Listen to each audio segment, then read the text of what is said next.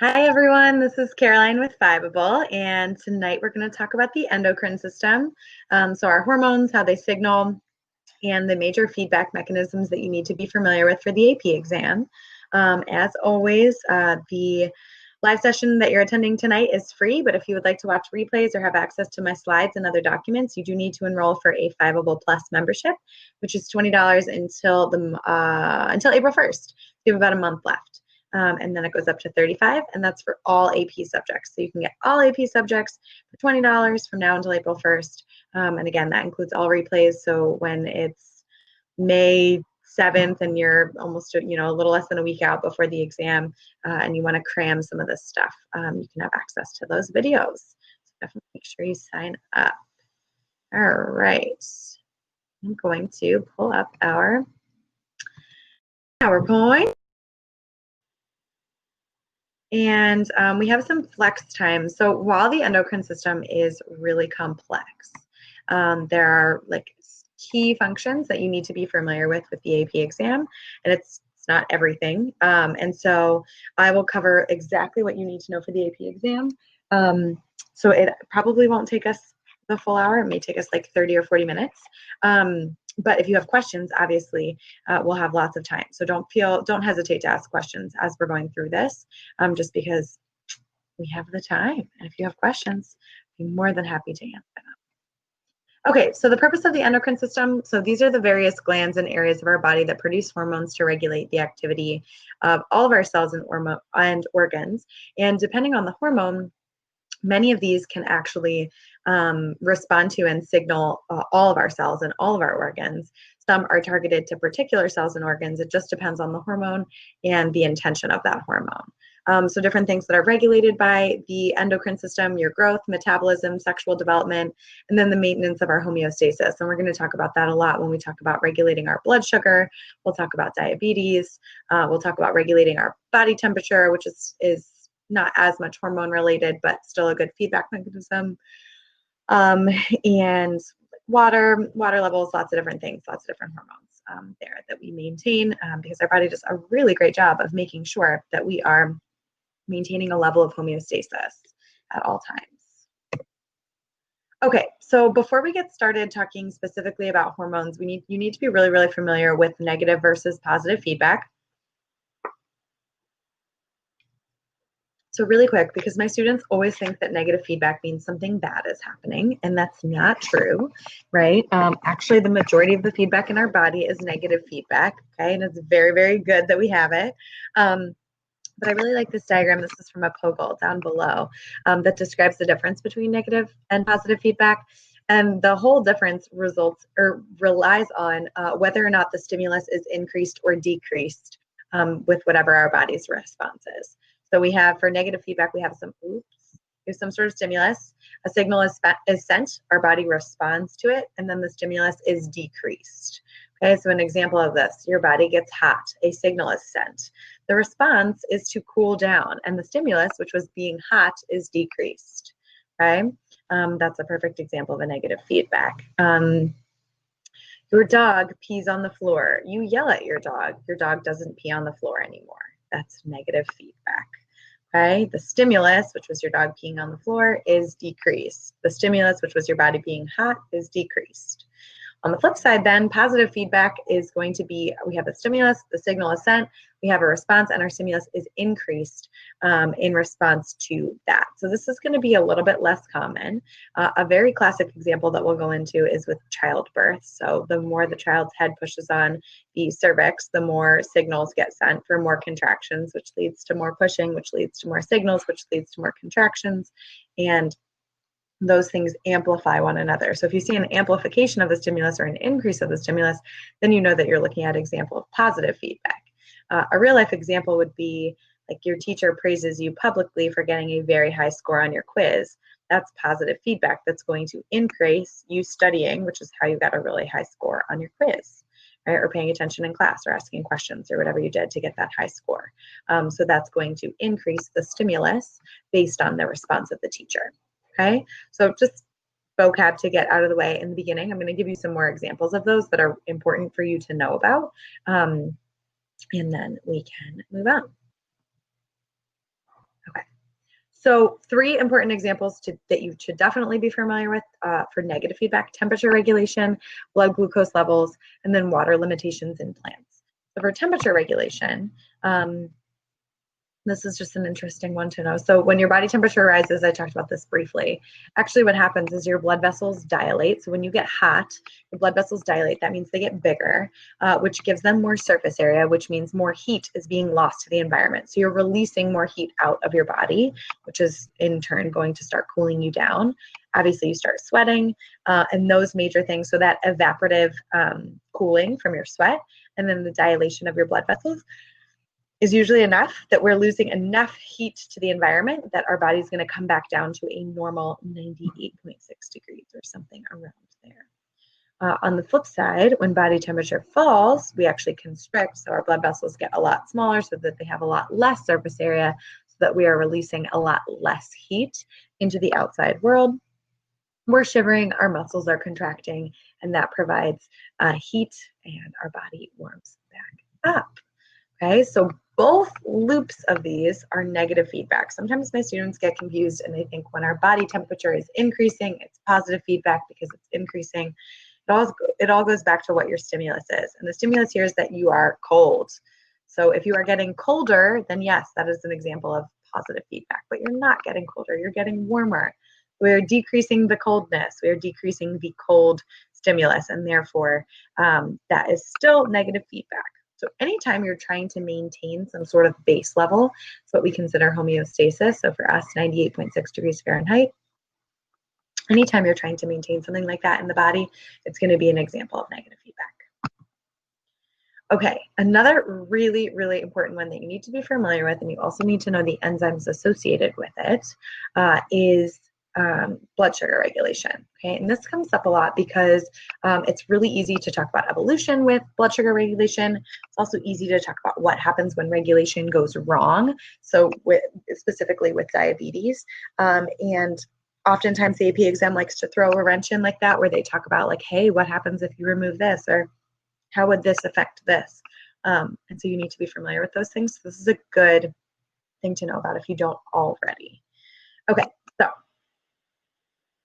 with our blood sugar, so we have a normal level of about 90 milligrams of sugar per 100 milliliters of blood, usually somewhere between 70 and 110. So 90 is right smack dab in the middle there. Okay, so what happens is when our blood glucose level increases, and this happens all the time because we eat 3 times a day, sometimes more, sometimes less, I guess, but usually around 3 times a day. And when you eat, the food that you are eating has glucose in it.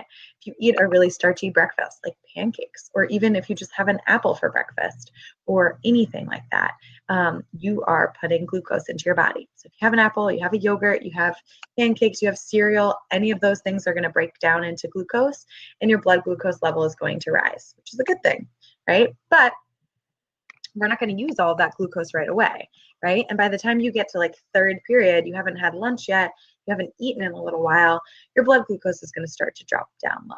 So what your body does for you when it is nice and high, like right after you eat breakfast, is your pancreas is going to release the hormone insulin. And so your pancreas has these beta insulin producing cells inside of them, and they're churning out this enzyme, or this hormone, insulin. And so when the pancreas detects that you have an increased level of blood glucose, I don't know why this always happens when I'm talking at night. I just can't stop yawning. Anyway, I should look into it. But when your pancreas detects that there's an increased level of blood glucose, insulin is released, and a couple things are going to happen. So insulin is going to signal all of your tissue cells, your body cells, to uptake more glucose out of the blood, right? So they just kind of jam pack some more glucose inside of them. They'll use that for cellular respiration to break it down and make ATP. And then most importantly, the insulin is going to spur your liver to convert glucose into a substance called glycogen. And glycogen is really just like packaged glucose. So usually, and if I was at school right now, I would show you, I take little Lego pieces, and you just have a bunch of Legos because you just ate breakfast. That's a bunch of pieces of glucose. And basically what insulin does is stimulates the liver to stack all those Legos together in one compact tower, if you will, to go into storage. Okay. That's all glycogen is. It's just linked up glucose molecules. It's how we store it for more long-term storage.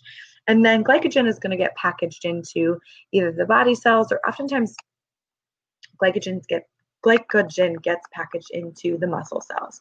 So if you've ever done like a carbo loading before like a big game or a big race or something like that, you and your team get together and just like have a big pasta dinner, what you're really doing is packaging your muscles with glycogen, because you're really, really increasing your blood glucose level by eating all of those simple carbohydrates.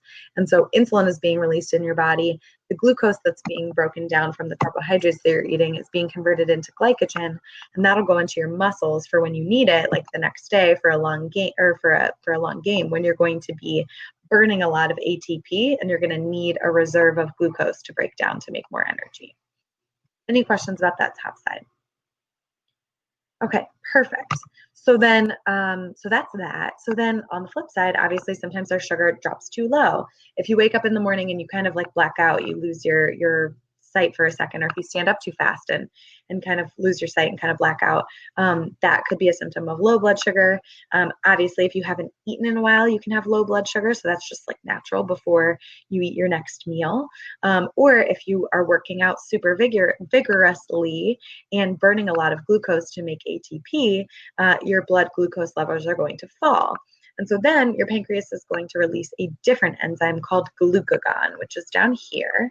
And of course, it couldn't come up with a different word for it. So we have glucose, glycogen, and glucagon, and you need to know the differences between them. And I know that's a pain in the butt.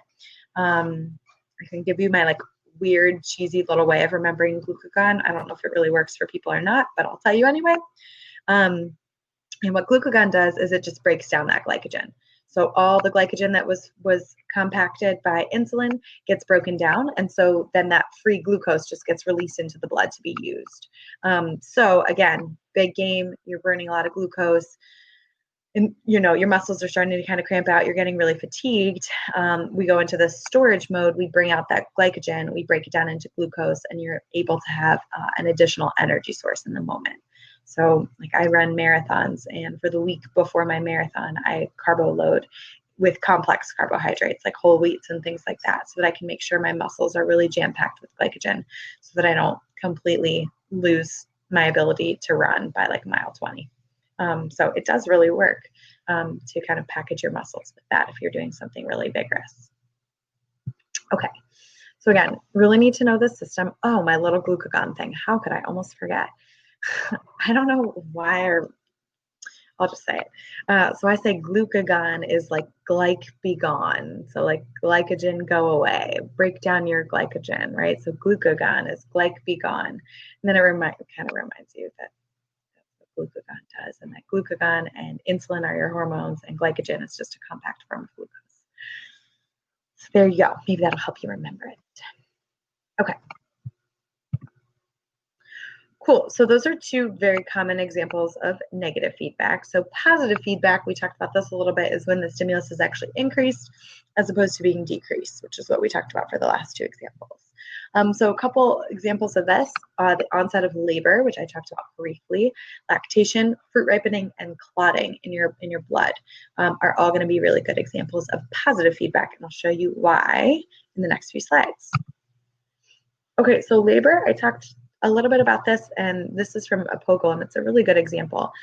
So basically what happens is our brain, or like the brain of a mom who is about to give birth, is going to secrete something called oxytocin, and that's a hormone that induces contractions, and contractions are going to be the contracting, right, or pushing of this muscle wall that pushes the baby against the cervix. Okay? And when the contractions happen and the baby's head pushes against the cervix, they're going to release something called prostaglandins that make more oxytocin secreted. So then more oxytocin is secreted, which means more contractions, which means more prostaglandins, which means more oxytocin, et cetera, et cetera, et cetera. So the baby's going to continue to push against the cervix, which is going to increase the release of these hormones, and increase and increase and increase until finally the stimulus is gone, which would be when the baby is born. Okay, so that's a really good example of positive feedback. And very similarly, oxytocin is also used for the injection of milk or ejection of milk, sorry, during breastfeeding. So that's going to be another positive feedback. So the more that the baby is getting after the milk, the more hormones are going to be produced, which is going to produce more milk. So that kind of regulates milk production so that the babies are getting more milk during feeding time and the mom isn't producing as much milk when it's not feeding time, due to the fact that the actual ejection of the milk is going to lead to more production of milk. Okay, and you can see again, positive feedback because we're increasing the stimulus here as opposed to decreasing it. And we're not trying to maintain a level of homeostasis here, right? We're trying to amplify some sort of response. Okay, wow, this looks terrible. Well, I'll just explain it to you because this is one of my other favorite examples of positive feedback. But when, let's say you get a paper cut or like a little cut or a nick on your finger. So that's going to tear some of your blood vessels, and that's going to lead to platelets and chemicals being driven to that area. So anytime you have an injury, there's a release of a lot of different chemicals within your body that are going to call over these things called platelets, which are in your blood and helps to kind of clot up that area. And so the more platelets that arrive, actually the more signal is sent for more platelets to come. So then more platelets come, which gives a stronger signal for more platelets to come, which gives a stronger signal for more platelets to come. And you can see we really amplify, expand the amount of platelets that are responding to an area in a very quick amount of time until we no longer have the signal, which means that our blood vessel is no longer torn. And you can see that here, the platelets have sealed this blood vessel so that it's not leaking anymore, it's not broken or torn, and it will be able to heal fully due to the fact that we had that amplified reaction of platelets to the area. The other example that I didn't include a picture of, but it's good to know about because sometimes they like to throw plants in on the AP exam. Very, very infrequently are plants on the AP exam. I should just make that known now. So if you are not a plant fan, you are going to be okay on the AP exam. But plant example that sometimes shows up is with plant ripening. So we talked about this a long while back, and I can't even remember which screencast it was. I'd have to really think and go back in my notes. It might be like abiotic signaling of plants, but plants release a gas called ethylene, and ethylene has to do with the ripening of plants. And bananas are a large producer of ethylene gas, and it's really interesting because it's a gaseous hormone, which is not super common. And so with that, it can actually travel through the air and actually stimulate a reaction in a fruit that's nearby, like not just within the body of the fruit itself, which is very unique. And so like if one of your bananas starts to go ripe in a bundle of bananas, that's going to amplify because that ethylene is going to target other bananas to become riper. And when other bananas become riper, they're going to produce ethylene, which is then going to spread more and more and more and more. So that amplifies the production of ethylene gas in like a bunch of bananas. But on the same vein, you can throw a banana in a brown bag or a plastic bag with another fruit that you want to become riper. Like I've done it with unripe avocados or something like that. You can throw them in a paper bag together, and the ethylene hormone will actually emit from the banana and target the other fruit in the bag and allow it to ripen, which is kind of cool. And again, that's an example of positive feedback because ripe fruits emit ethylene and therefore ripen other fruits around them, which is kind of cool. Okay. So I'm going to give you a few more examples that are relatively common, show up every now and then, and kind of how they can be artificially inhibited. And I'm just realizing that I didn't really talk about diabetes at all when I talked about sugar regulation. So we'll go back to that at the end as well. So water level regulation is another, as I'm drinking water, perfect timing, is another really good example of maintaining homeostasis. So this is more now getting back into the endocrine system for sure. So those were overall examples of negative and positive feedback. Some of them were hormone systems like insulin and glucagon for blood sugar regulation, as well as oxytocin for labor and contractions and ethylene. But some of them were more just general positive and negative feedback mechanisms. So here's another example of a negative feedback mechanism. It's water level regulation. You can really tell all you need to know from this picture, but basically we need a baseline amount of water in our blood at all times so we don't become dehydrated. We need water for lots of daily functions.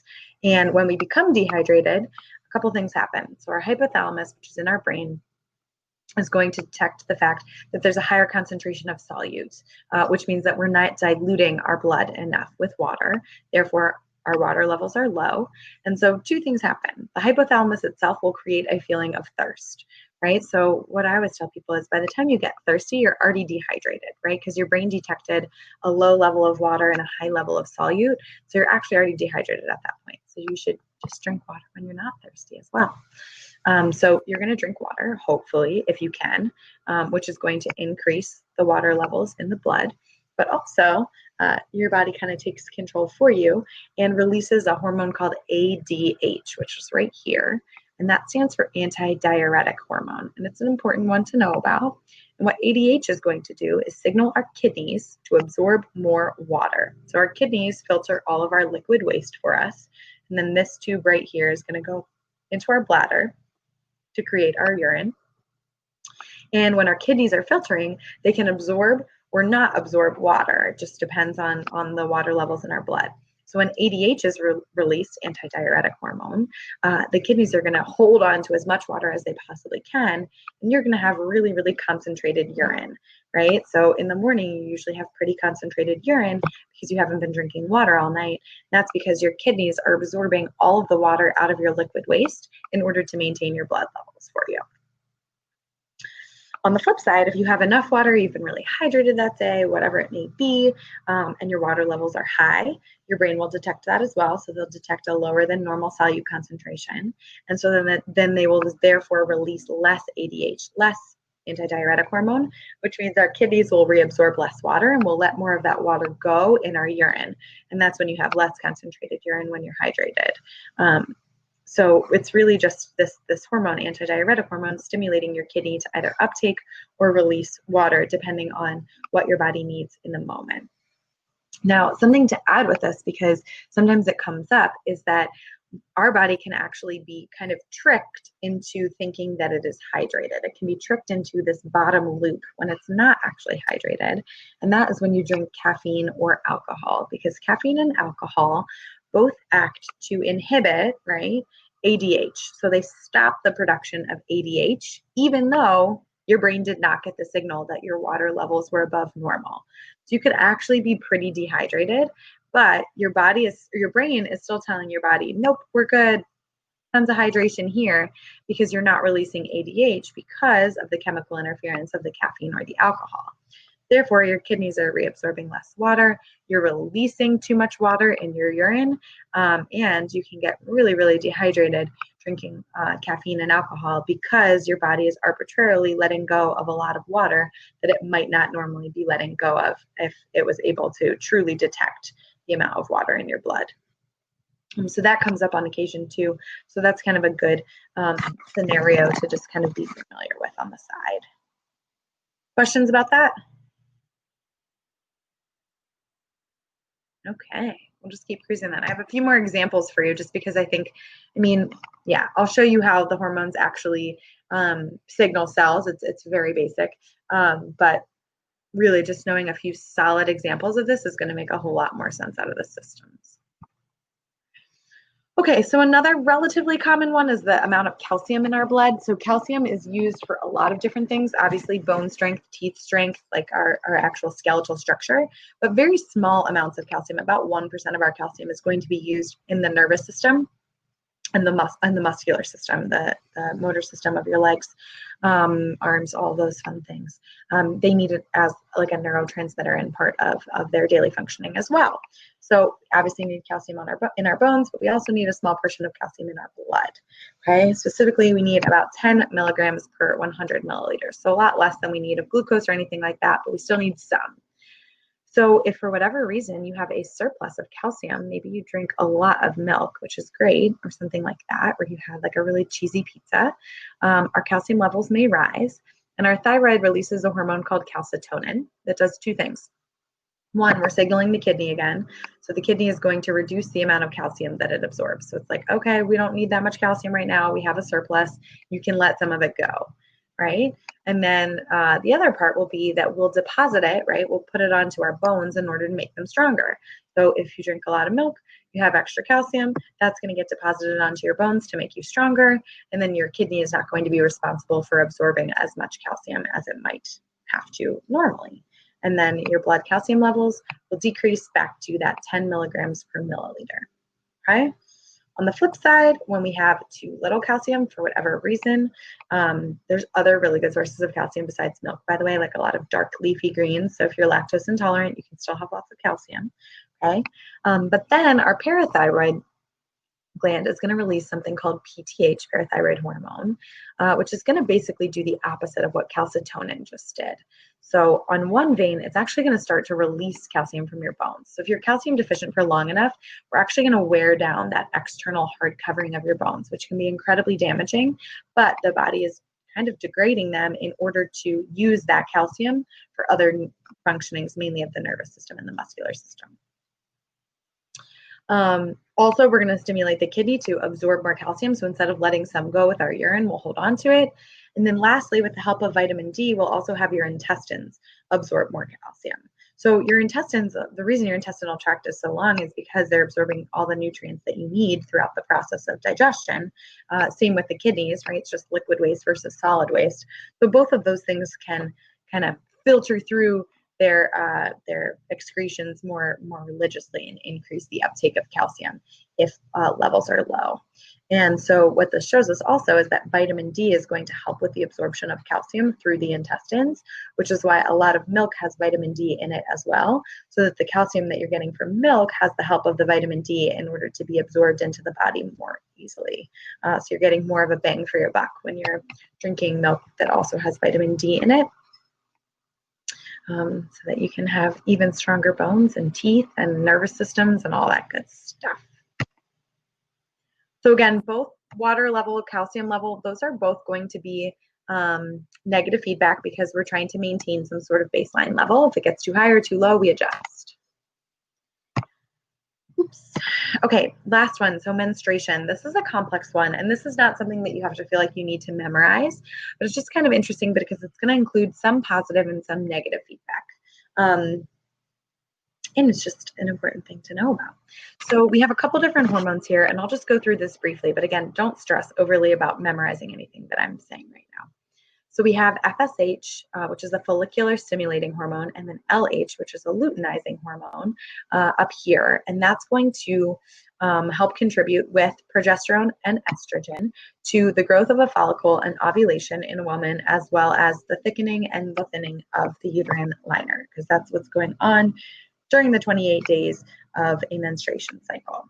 So whole purpose of a menstruation cycle is that halfway through at day 14, there's ovulation and an egg is being released from the ovary and traveling into the uterus to potentially get fertilized. Okay, so that's happening right here in the middle. And you'll notice that that's triggered by a high increase of LH, luteinizing hormone. This really high peak happens in the middle of the cycle, day 14, right? And that's when the egg is actually released and available for fertilization in the uterus. That's really the only time that LH is peaked. Otherwise, it just maintains a consistent level, okay? The other thing to notice is that estrogen levels are also peaking right before ovulation as well, and then they kind of taper off for the remainder of the menstruation cycle. So that happens at day 14. After day 14, you'll notice that the uterine lining gets really, really thick. And that's because the body is preparing to potentially nourish a child. Should the egg be fertilized, it would embed itself in the uterine wall and then have nutrition for early development before the umbilical cord gets developed and all that jazz. Okay, so that's what's happening here in the middle. In the beginning, it's just kind of preparing for that process. Okay, and then you'll notice after ovulation, after we have this big peak in LH and FSH and estrogen, and we have ovulation occur, then we have this really strong peak of progesterone, which is going to contribute to the thickening of the uterine wall. And then lastly, at around day 28, because that's how long a menstrual cycle usually is, we have a very, very, very sharp decrease in our hormones. So sharp decrease in progesterone, sharp decrease in estrogen, and that's what actually triggers menstruation. Basically what that means is there's no baby here, so we can get rid of this egg and we can get rid of this uterine lining because nothing has been fertilized. We'll try again next month. And so then you'll see the shedding of the uterine lining. We get rid of it. We don't need it. And then we'll build back up and try again next month. And so a lot of actually birth control pills have progesterone and estrogen in them so that these levels don't dip.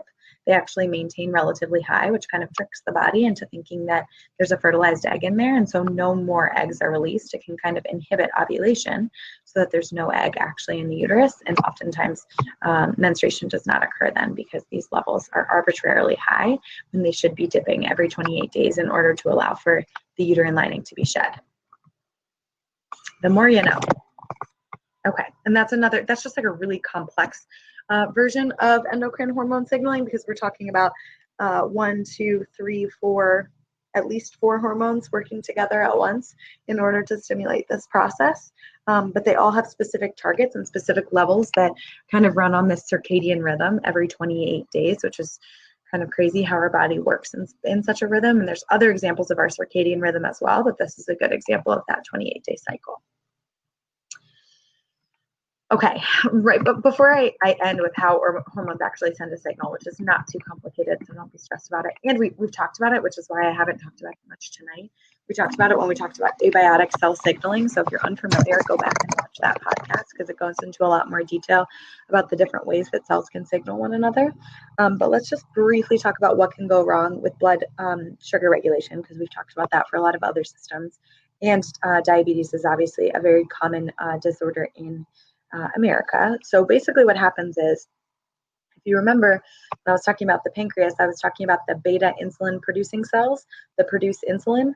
And those are either damaged or destroyed or non-functional, depending on type 1 or type 2 diabetes in an individual with diabetes. And therefore, they're producing very low or no levels of insulin. So what happens is, they have really high spikes in their blood sugar because when they eat a really carbohydrate-rich meal, instead of being able to store a lot of that glucose in the body cells and in the form of glycogen in the liver and muscles, that's still freely circulating. And so that glucose can spike really, really, really high. It can also dip really, really, really low because while, during third period, if you start to get hungry, your body can start breaking down glycogen in your muscles and body cells.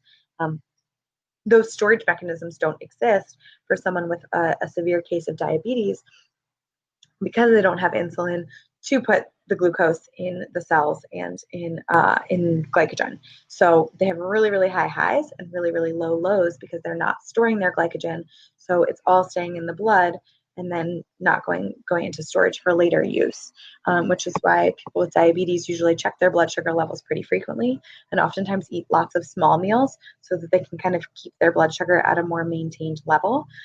Obviously, also there's insulin injections and things like that where they can get artificial insulin, oftentimes created via a plasmid and biotechnology. If you tuned in when we were talking about that lab. And so bacteria can grow the human insulin protein for us, but so then they can still regulate their blood sugar without actually producing the insulin on their own. Okay, no questions? You guys must be champion. All right.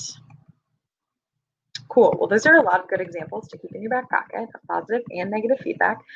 So keep the slide set and reference it frequently. But I did want to touch just very briefly on how hormones actually send the signal. And again, talked about this at length in an earlier screencast, but it's important since we're talking about it now to mention it now. So in this example, we have this estrogen receptor for a hormone estrogen, and you'll notice that the receptor is inside of the cell.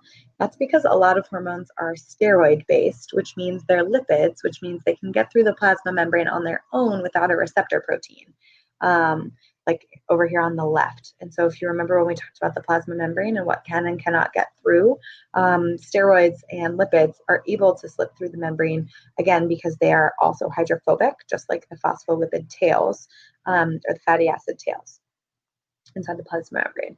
So inside there's a receptor that you'll notice matches perfectly with this hormone. So if this is estrogen, we have an estrogen receptor. And then this combination is going to actually spur transcription and translation of some sort of protein related to estrogen. So some sort of protein that would be needed as a response to an increase or a decrease in estrogen. So it could be something to do with truly any number of things, but a lot of our hormones work this way. Adrenaline, epinephrine, things like that are fight or flight mechanisms where they're able to slip through the membrane and spur transcription and translation, which then creates a protein, and the signal has then been received. On the right-hand side, so insulin is not able to get through the plasma membrane. So instead, insulin has receptors on specific cells, specifically the liver is going to have lots of insulin receptors. And so the insulin receptor, or the insulin fits into the insulin receptor, and then we have a glucose transporter that's going to open up.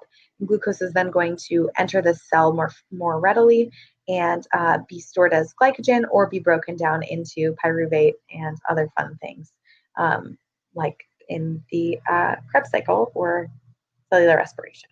Okay, but this is kind of a twofold where insulin binding to the insulin receptor is going to allow more glucose to enter the body cells, right? And that's what that kind of looks like. So it's a receptor heme kind of model on the outside of the cell because insulin is not able to enter in the inside. And then it is able to control a glucose transporter also on the cell in order to increase the uptake of glucose and get it out of the blood and into the cells so that we can decrease that glucose level. Questions about any of that? This is truly all I have. So if you have any questions, now is the time. No? We feel solid? Awesome. Well, this is a great system to know about. Again, the examples are key. It's going to be related to lots of other systems too. So keep reviewing your material, and hopefully this is helpful and gives you some usable examples for tests or quizzes or the AP exam or anything like that. Oh, thank you, Joshua. You're very kind. Next week, oh my gosh, I'm blanking on what we're talking about, but I believe, let me look it up really quick so that I can let you guys know before we hop off.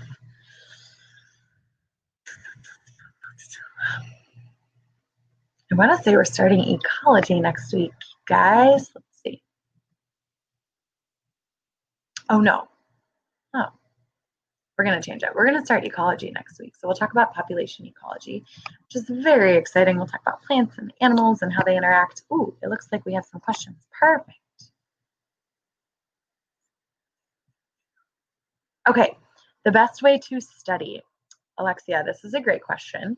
I can certainly touch on it a bit. So one, we'll have lots of review sessions. Once we start, I feel like we've successfully covered at least the basic content of the AP exam in obviously a review format. I'm not going into nearly as much detail, or you would be in my class every single day, obviously, like you are at your school. But once we get into like April and May, we'll have lots and lots of review sessions. The best thing you can do for yourself now, though, so a couple things.